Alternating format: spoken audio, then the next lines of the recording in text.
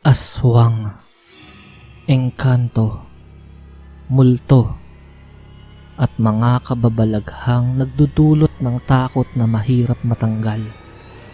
Subalit nang iniwan niya ako, ay mas natakot na akong magmahal.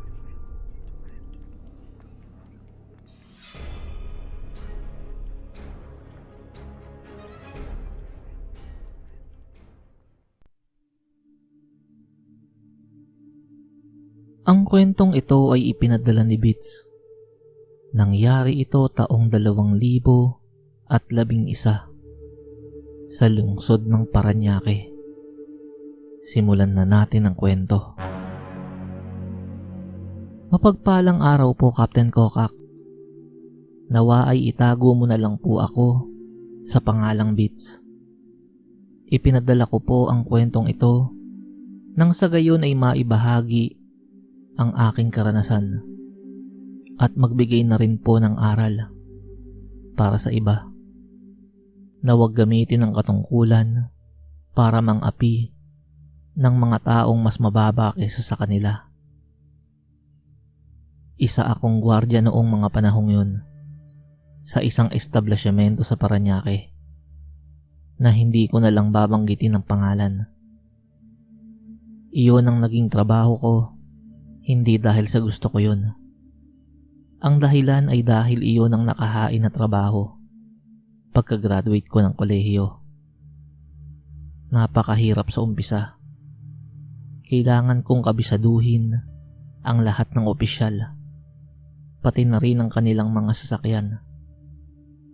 May mga opisyal kasing kapag hindi nasasaladuhan ay bigla na lang nagtatampo at ipapasibak ka sa trabaho. Wala kaming magagawa sa mga panahong yun. Sila ang mga nasa pwesto. Batas ang kahit anong desisyong bibitawan nila. Sa una ay talagang napakahirap. Mas lalo na kapag nakilala mo na ang mga kasamahang napakalakas sumipsip sa aming mga opisyal. Pero habang tumatagal, ay nakukuha ko na ang kalakaran. Kailangan lang palang sumabay sa agos. Kapag sinabi ng opisyal na magaling sila, dapat ay sasang-ayon ka. Kapag sinabi ng opisyal na mahusay sila, dapat ay pupurihin mo pa silang mas lalo. Siguradong hindi ka matatanggal sa trabaho kapag ganoon ang ginawa mo. May mga pagkakataon na napapagalitan din ako ng opisyal ko sa mga bagay na hindi ko naman kasalanan. Ang tanging ginagawa ko na lang ay ang humingi ng pasensya. Tapos ay aaminin ko na pagkakamali ko ang bagay na yun. Sa ganoong paraan ay titigil na sa kakadaldalang opisyal kong yun na itago na lang natin sa pangalang Commander Yabang.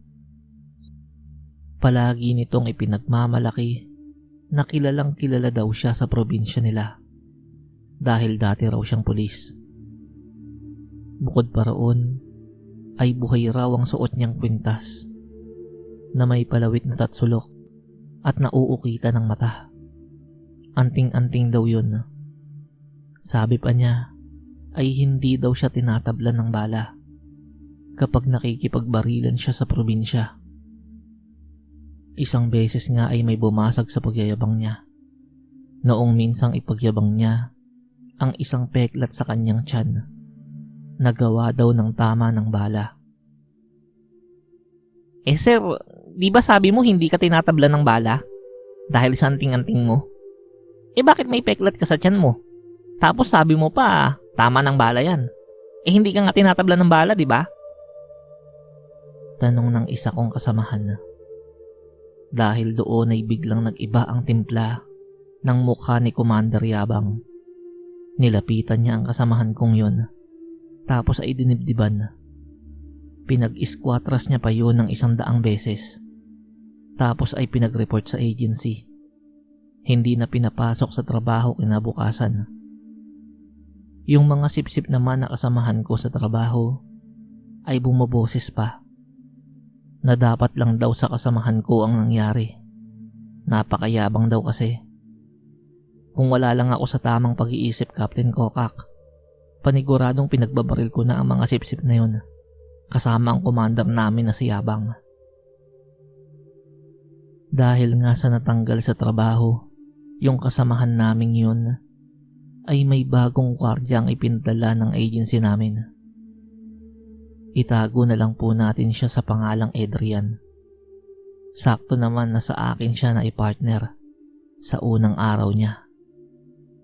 Pagkatapos kong ituro ang lahat ng tungkol sa trabaho, ay binalaan ko siya sa kung anong ugali ang mayroon ang commander namin. Sinabihan ko ito na kapag nagyayabang ang commander namin ay sakyan na lang at huwag ko kontrahin. Kung sakali namang pagalitan siya nito, ay humingi agad ng pasensya at amining nagkamali siya kahit hindi naman, kung gusto niya pang magtagal sa trabaho. Isang araw, na destino sa gate si Adrian. Sakto namang dumating ang commander namin, sakay-sakay ng motor nito.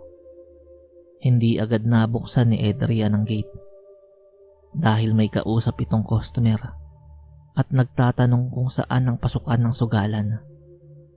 Nang matapos mabigyan ng direksyon ni Adrian ang customer, ay binuksan na nito ang gate para makapasok si Commander Yabang. Yun nga lang ay galit na yun at pinagmumura si Adrian. Humingi na lang ng pasensya si Adrian at inamin na siya ang may kasalanan. Iyon lamang at tumigil na sa pagmumura ang commander namin. May pagkakataon na naging magpartner ulit kami ni Adrian. Nang wala nang masyadong nagpapasukang customer, ay nakapagkwentuhan kami. Sa Samar pala ang probinsya niya. Tapos ay naiyabang na rin daw pala sa kanya ni Commander Yabang ang tungkol sa anting-anting nito. Sinabi pa niya na totoo ang sinabi ng commander namin. Nabuhay daw talaga yun. Kaso, may problema. Mahina daw ang katawan ng nagtatangan. Puro hangin lang at puro yabang. Dahil doon ay tawa kami ng tawa. Di na namin napansin ang paglapit ni Yabang sa amin. Nang mga oras kasing yun, ay naglakad lang yun at hindi nakasakay sa motor nito. Sinong ampaw? Tinik ni Yabang na nasa likuran na pala namin. Sir, pasensya na po. Ako ang nagsabi noon. Walang kinalaman si Beats. Kasalanan ko po. Ako ang may mali. Tinig ni Adrian. Tulad ng itinuro ko, ay humingi na agad ito ng tawad at inamin ang pagkakamali. Gusto niya atang ipatanggal ko na kayong dalawa eh. Di niyo pa ako kilala. Galit pa rin ang tinig ng commander namin. Natahimik na lang ako sa eksenang yun. Ayokong mawala ng trabaho. Alam ko kung ano ang kayang gawin ni Commander Yabang kapag nagagalit yun. Pero nabigla ako sa mga isinagot ni Adrian. Hindi mo rin ako kilala, sir. Laking Samar ako. Ba gusto mong tanggalin ko lahat ng hangin dyan sa malaki mong tiyan? Matapang na sagot ng kasamahan ko. Dahil doon ay mas lalo pang nag-init si Commander Yabang. Nilapitan niya si Adrian at tsaka dinibdiban. Tapos ay sinuntok pa sa muka. Ano ngayon kung laking Samar ka? Kung ano man yang iniisip mo, wag mo nang ituloy. Malakas ang karga ko. Ayoko nang makita yung pagmumukha mo rito bukas. Yun lang ang huling binanggit ng commander namin. Sabay talikod at naglakad papalayo.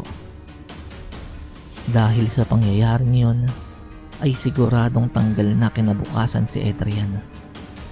Nang matapos na ang trabaho namin, ay nakita ko pa siya na sinira yung locker ng commander namin. Tapos ay kinuha yung pangtaas na uniforme nito. Hindi ko na lang siya sinita sa ginawa niya. Bagkus ay tinapik ko na lang siya sa balikat bilang pakikisimpatya sa pagkakatanggal niya. Bits, Bigyan mo lang ako ng 3 araw. Matitigil na ang pagtitiis nyo dyan kay Yabang. Iyon lang ang huling na isambit ni Adrian bago lisanin ang aming lugar na pinagtatrabahuhan. Bit-bit ang mga personal nitong gamit at ang pang-itaas na uniforme ng commander namin na kanyang kinuha. Kinaumagahan, galit na galit ng commander namin dahil nawawala daw yung uniforme nito sa locker niya. Kung sino-sino na ang pinagbintangan nito. Pati yung mga kasamahan kong malakas sumipsip sa kanya ay nadibdiban din. Nang papalapit na siya sa akin, ay hinanda ko na ang sarili kong madibdiban. Subalit biglang natumba sa sahig si Yabang. Agad naman itong dinaluhan ng mga sipsip kong kasamahan. Tumitirik ang mata noon, tapos ay dighay ng dighay. Kadiri yun, kasi ay napakabaho ng amoy ng idinidighay nito. Maya-maya ay sumuka yun. Lumabas sa bibig nito at sa ilong ang mga kinaing kanin at ulam. Ilang sandali pa ay putik na ang isinusuka noon.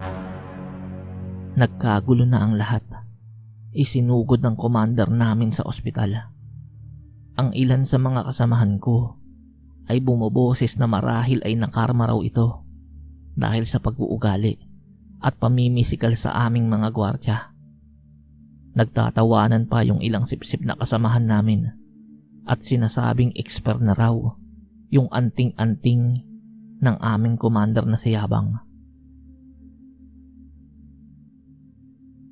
Captain Kokak, eksaktong 3 araw buhat ng matanggal si Adrian ay kumalat ang balita sa aming pinagtatrabahuhan.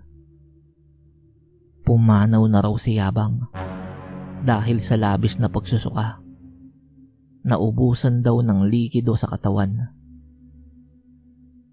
Captain, nawa ay nagustuhan nyo at ng inyong tagapakinig ang kwentong ito.